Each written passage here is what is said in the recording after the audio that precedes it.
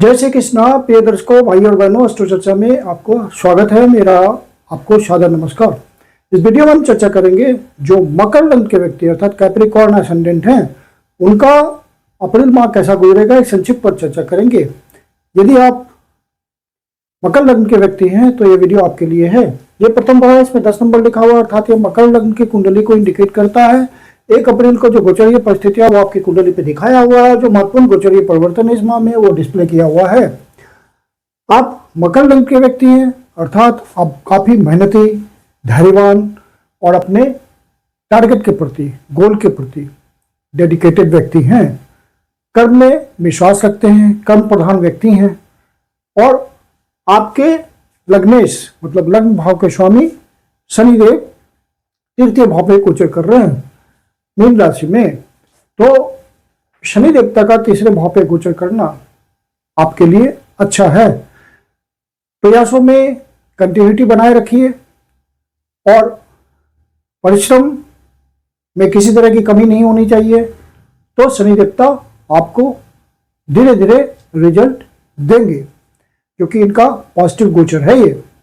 अब जो धीरे चलने वाले अन्य ग्रह हैं, जैसे कि बृहस्पति देवता छठे भाव पे गोचर कर रहे हैं और राहु देवता आपके द्वितीय भाव पे गोचर कर रहे हैं और केतु देवता अष्टम भाव पे गोचर कर रहे हैं। तो राहु देवता का गोचर द्वितीय भाव पे उतना अच्छा नहीं माना जाता। तो आप हर डिसीजन, जो पारिवारिक डिसीजन है या धन संबंधी डिसीजन है, जो आपके संचित निधि है, उसको खर्च करने की जब बात आए तो वहां पे बहुत सोच समझ के सारा डिसीजन लीजिए। वाणी पे बहुत नियंत्रण रखना है, क्योंकि राहु देवता यहाँ आपकी वाणी को एग्रेसिव बनाएंगे, मतलब ऑब्सेस्ड कर देंगे, कुछ आप ज्यादा बोल जाएंगे प्रवाह में, तो वहां ध्यान देना है। फिर राहु देवता जब तक सेकंड भाव पे गोचर कर रहे हैं, आपको अपने बुरी आदतों पे कंट्रोल रखना है और यदि बुरी आदतें नहीं डेवलप हुई है तो उससे बचे रहिए और खान पान पर नियंत्रण रखिए। और राहु देवता कि आपके ओरिजिनल नेटल चार्ट में यदि कोई महादशा अंतर्दशा चल रही है और आप बहुत परेशान हैं, उसी तरह से केतु देवता से परेशान है, क्योंकि अष्टम भाव पे गोचर कर रहे हैं। तो केतु देवता की महादशा अंतर्दशा आपके ओरिजिनल नेटल चार्ट में चल रही है, आप परेशान है, तो किसी योग्य ज्योतिषी को दिखा करके आप पर्सनल रेमेडी करें। पर्सनल रेमेडी ज्यादा काम करती है। जनरल रेमेडी राहु देवता के लिए यह होती है कि आप किचन में बैठकर खाना खाएं या चिड़ियों को, बर्ड्स को शतनाजा खिलाएं, पानी पिलाएं। ये राहु देवता के उपाय हैं। और केतु देवता के लिए काले कुत्ते को खाना खिलाएं। जनरल उपाय होते हैं ये। और अब जो तेज चलने वाले ग्रह हैं, जो कि मासिक फल में एक क्रूशियल रोल प्ले करते हैं, तो है शुक्र देवता। तो शुक्र देवता आपके चतुर्थ भाव पे गोचर कर रहे हैं और 19 तारीख से पंचम भाव पे गोचर करेंगे। तो शुभ भाव पे गोचर कर रहे हैं, तो कोई भी शुभ ग्रह जब शुभ भाव पे गोचर करते हैं तो आपको मानसिक सुख तो देते ही हैं। और शुक्र देवता चूंकि विलासता, लाइफ स्टाइल, लग्जरी, इन सब बातों के कारक है, मनी, लिक्विड मनी, तो यहाँ पे आपको उन सब बातों में सुखी रखते हैं। यदि आप पहले से कोई प्लॉट खरीदने के लिए, मकान खरीदने के लिए, फ्लैट खरीदने के लिए प्रयास कर रहे हैं, तो शुक्र देवता उस मामले में मदद करेंगे। जो कृषि कार्यों में लगे हुए हैं, कृषक भाई हैं, उनके लिए भी ये बढ़िया समय है शुक्र देवता का, ये चौथे भाव पे गोचर।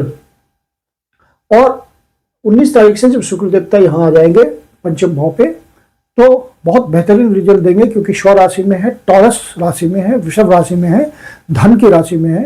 तो जिनका भी 5वें भाव से संबंधित प्रोफेशन है, कला से जुड़े हुए हैं, शुक्र देवता खुद ही कला के कारक होते हैं। तो डांसिंग से जुड़े हुए हैं, म्यूजिक से जुड़े हुए हैं, सिंगिंग से जुड़े हुए हैं, किसी तरह के शिल्प कला से जुड़े हुए हैं, थिएटर में कला से जुड़े हुए हैं, या मॉडलिंग से जुड़े हुए हैं, या फैशन टेक्नोलॉजी से जुड़े हुए हैं, या फिल्म इंडस्ट्री से जुड़े हुए हैं, टीवी इंडस्ट्री से जुड़े हुए हैं, या किसी भी प्रकार का फन एंड एंटरटेनमेंट से जुड़े हुए हैं, या आप स्पोर्ट्स प्लेयर हैं या स्पोर्ट्स इंडस्ट्री से जुड़े हुए हैं, तो शुक्र देवता बहुत बढ़िया रिजल्ट देंगे आपको। फ्लोइंग मनी के कारक है, तो आपको अपॉर्चुनिटी के थ्रू ज्यादा धन कमाएंगे, नए अवसर आएंगे आपको। और यहाँ गोचर करते हुए उनकी डिजायर होगी 11वें भाव पे, इच्छा पूर्ति के भाव पे। और अच्छी इनकम के भाव पे, तो आपको अच्छा इनकम तो निश्चित रूप से आएगा, क्योंकि जो आपके मकर लग्न के लिए शुक्र देवता अच्छे रिजल्ट देने वाले होते हैं, योग कारक होते हैं।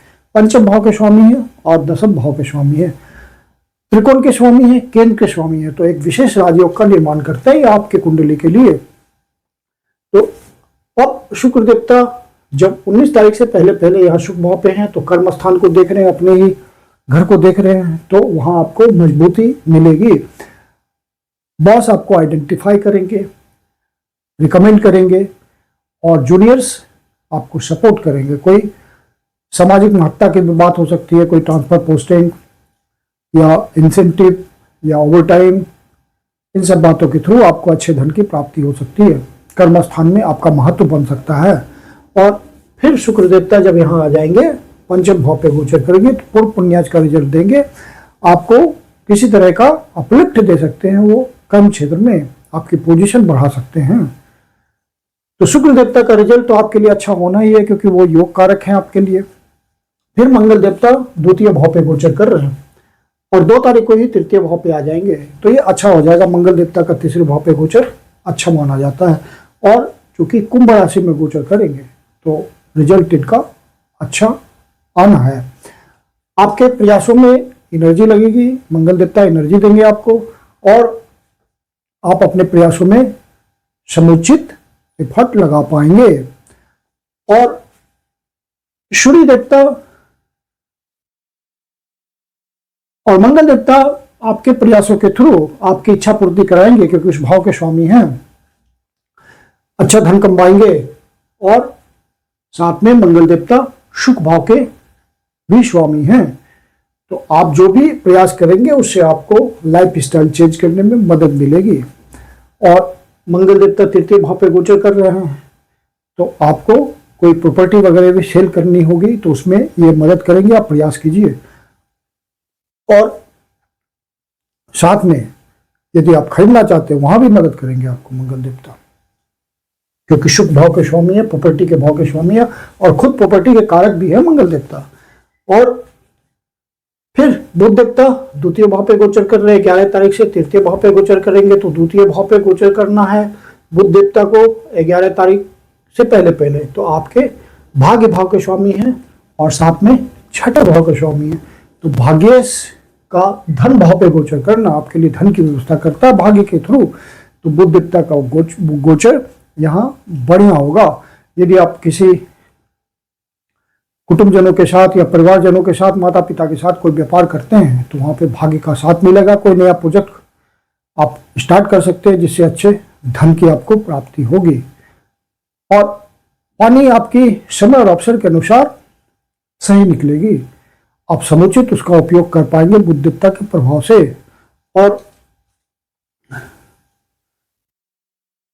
जो भी राहु देवता के कारण कमी होगी वो बुध देवता कंपनसेट कर देंगे, क्योंकि बुध देवता की ट्यूनिंग राहु देवता के साथ बहुत अच्छी होती है। राहु की निगेटिविटी को बुध देवता कंपनसेट कर देते हैं और अच्छा रिजल्ट देते हैं।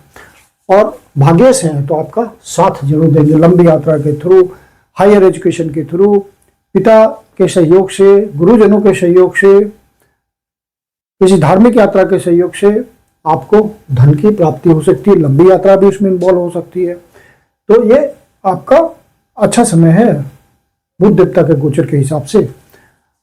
और जो 9 to 5 जॉब करते हैं या छठे भाव से संबंधित जिसका प्रोफेशन है, जैसे डॉक्टर है, हीलर है, किसी तरह के झगड़े का निपटारा करते, कोर्ट कचहरी का प्रोफेशन है, लॉयर है, पुलिस सेवा में है, तो वहाँ पे आपको मदद मिलेगी नए अवसरों को प्राप्त करने में, नए क्लाइंट को प्राप्त करने में, जिससे आपको धन की प्राप्ति होगी, कर्म क्षेत्र मजबूत होगा आपका।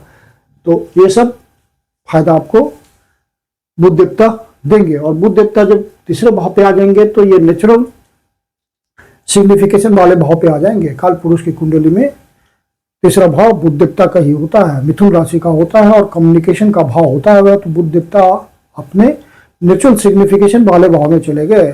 यदि आपका प्रोफेशन तीसरे भाव से जुड़ा है, किसी कम्युनिकेशन से जुड़ा हुआ है, तो वहां पे आपको बुध देवता खूब मदद करेंगे और आपके भाग्य को जगाएंगे, अपलिफ्ट करेंगे। और साथ में यदि आप सेल्स एंड मार्केटिंग से जुड़े हुए हैं, या सोशल मीडिया से जुड़े हुए हैं, या प्रिंट मीडिया से जुड़े हुए हैं, इलेक्ट्रॉनिक मीडिया से जुड़े हुए हैं, किसी हॉबी के थ्रू कार्य करते हैं, हाथों के थ्रू कार्य करते हैं, तो वहाँ पे बुध देवता आपको बहुत मदद करेंगे। गोचर का सकारात्मक प्रभाव देखने को मिलेगा आपको। और फिर सूर्य देवता की बात करते हैं, तो सूर्य देवता 14 तारीख से पहले पहले तृतीय भाव पे है और आपके अष्टमेश हैं, तो थोड़ा आपको प्रयास बढ़ाना पड़ेगा जब तक सूर्य देवता तीसरे भाव पे हैं। और सरकारी अधिकारियों से किसी तरह की अनुभव नहीं होने देना है, टर्म्स बना के चलना है। छोटे जो कोबोन्स हैं उनसे भी रिश्ता बिगाड़ना नहीं है, संभाल के चलना है। और जो आपके बॉस लाइक अथॉरिटी हैं उनसे भी किसी तरह का तनाव नहीं करना है। और शुक्र देवता फिर 14 तारीख को जब शुभ भाव पे आ जाएंगे तो वहाँ भी थोड़ी कमी करेंगे, क्योंकि अष्टमेश है, तो वहाँ पे आपको ध्यान रखना पड़ेगा।